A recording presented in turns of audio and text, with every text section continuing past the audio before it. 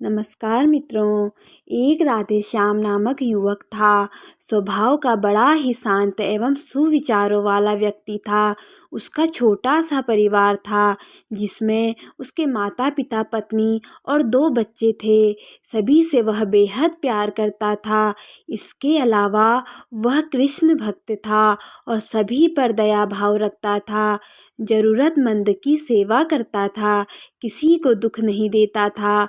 उसके इन्हीं गुणों के कारण श्री कृष्ण उससे बहुत प्रसन्न रहते थे और सदैव उसके साथ रहते थे। और राधे श्याम अपने कृष्ण को देख भी सकता था और बातें भी करता था। इसके बावजूद उसने कभी ईश्वर से कुछ नहीं मांगा।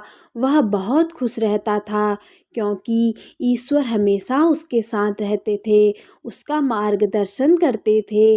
राधे श्याम भी कृष्ण को अपने मित्र की तरह ही पुकारता था और उनसे अपने विचारों को बांटता था। एक दिन राधे श्याम के पिता की तबीयत अचानक खराब हो गई। उन्हें अस्पताल में भर्ती किया गया।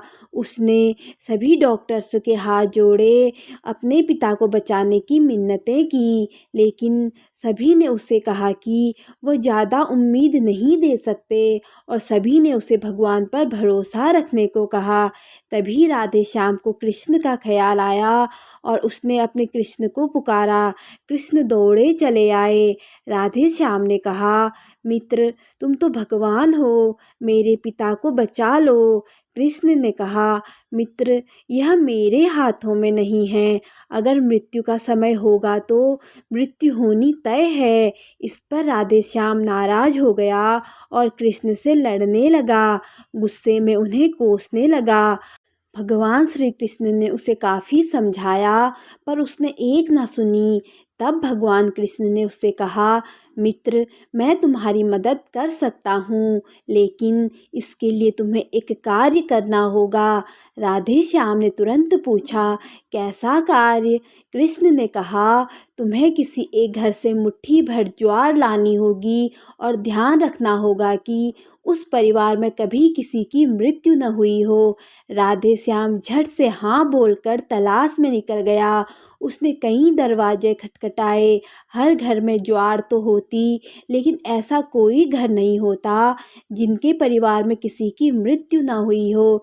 2 दिन तक भटकने के बाद भी राधे श्याम को ऐसा कोई घर नहीं मिला। तब उसे इस बात का एहसास हुआ कि मृत्यु एक अटल सत्य है। इसका सामना सभी को करना होता है, इससे कोई नहीं भाग सकता। और वह अपने व्यवहार के लिए कृष्ण से क्षमा मांगता है और निर्णय लेता है कि जब तक उसके पिता जीवित है वह उनकी सेवा करेगा। थोड़े दिनों बाद राधे श्याम के पिता स्वर्ग सिधार जाते हैं। उसे दुख तो होता है, लेकिन ईश्वर की दी हुई सीख के कारण उसका मन शांत रहता है। जय श्री राधे कृष्णा। दोस्तों, कथा अच्छी लगे तो चैनल को लाइक, शेयर और सब्सक्राइब कर दीजिए। धन्यवाद।